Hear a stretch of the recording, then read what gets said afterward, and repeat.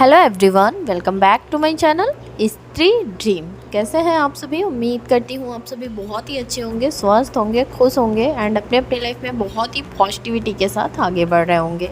मैं भी ठीक हूँ एंड आज है 28 अप्रैल और दिन है संडे।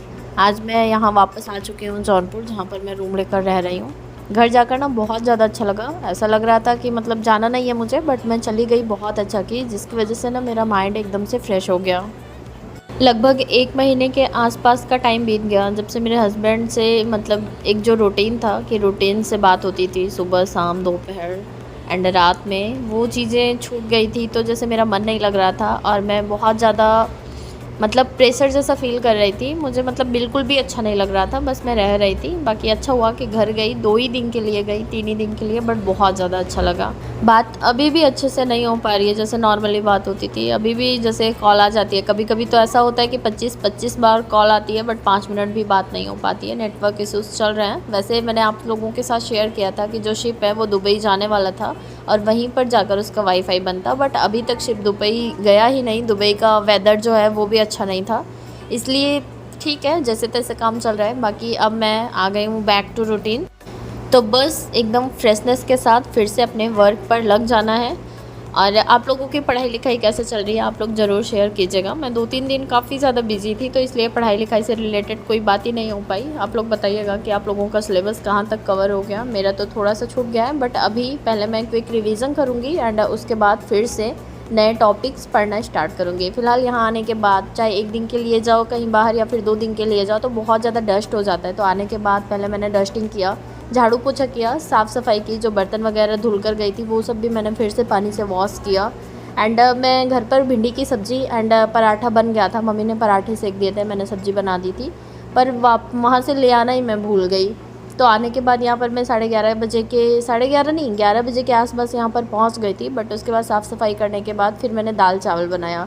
और एक प्लस पॉइंट मेरे लिए, इस बार मेरे साथ कोमल भी आई हैं, तो कोमल थोड़ा सा सार्वी के साथ खेलेंगी ना, तो मुझे थोड़ा एक्स्ट्रा टाइम मिल पाएगा। घर जाने से पहले एक अच्छा रूटीन चल रहा था पढ़ाई का। वैसे कभी कम कभी ज़्यादा तो लगा ही रहेगा, क्योंकि श्योरिटी के साथ कितने घंटे पढ़ रहे हैं वो तो हो ही नहीं पाता है बच्चे के साथ। बट ये है कि पढ़ाई कंटिन्यू थी। तो 2 दिन का छोटा था। किसी ने मुझे कमेंट किया था कि मैं अभी घर आ गई हूँ तो जाने के बाद 2-4 दिन फिर से पढ़ाई डिस्टर्ब होगी। तो ऐसा कुछ भी नहीं है, क्योंकि मुझे मालूम है कि मैं क्या करने के लिए आई हूँ। तो घर से आने के बाद भी मुझे पता है कि मैं जब मेरा मोटिव यही है कि मुझे पढ़ना है। मैं घर से बाहर ही इसीलिए निकली हूँ कि मुझे पढ़ने के लिए ही जाना था बाहर।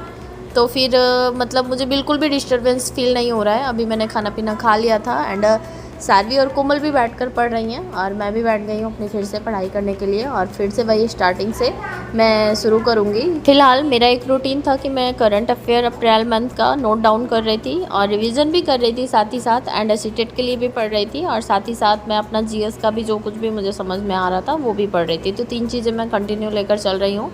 अभी 3 दिन के लिए छोड़ा है, तो पहले मैं सीटेट का क्विक रिवीजन कर लूँगी, क्योंकि सबसे पहले सीटेट का एग्ज़ाम होने वाला है। उसके बाद फिर मैं जीएस को और करंट अफेयर को 1-2 दिन बाद से कंटिन्यू करूँगी। आप लोगों के कमेंट भी आए थे कि जो सीटेट के लिए एसएसटी हम लोग पढ़ रहे हैं वो कहाँ से मतलब पढ़ना है। तो अभी तो फ़िलहाल कई बार मैंने आप लोगों के साथ शेयर कर दिया है कि मैं कहाँ से कर रही हूँ।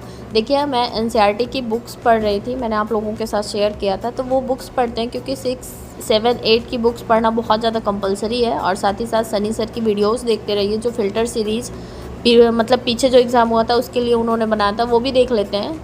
मतलब अपना काम वाम भी करते रहिए, साथ ही साथ वीडियो चला कर रख दीजिए स्पीड में, सुनते रहिए ध्यान से।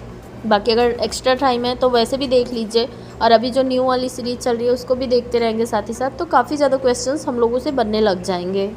और मैं तो एक एक्स्ट्रा सजेशन भी आप लोगों को दूंगी कि अब टाइम हो गया है कि अब से जो प्रीवियस ईयर के क्वेश्चंस हैं या फिर मॉक टेस्ट हैं वो भी लगाना स्टार्ट कर दें। वैसे मैंने अभी तक 2 टेस्ट दिया है, एक में मेरे 93 स्कोर हुए थे एंड सेकंड वाला जब मैंने दिया था तो उसमें 90 स्कोर हुआ था। क्योंकि पहले के अकॉर्डिंग मैं बार बार बोल रही हूँ ना, पेपर अब काफ़ी ज़्यादा टफ होने लगा है, तो बिल्कुल भी हल्के में नहीं लेना है। प्रैक्टिस अभी से करते रहेंगे तो फिर आदत भी बन जाएगी।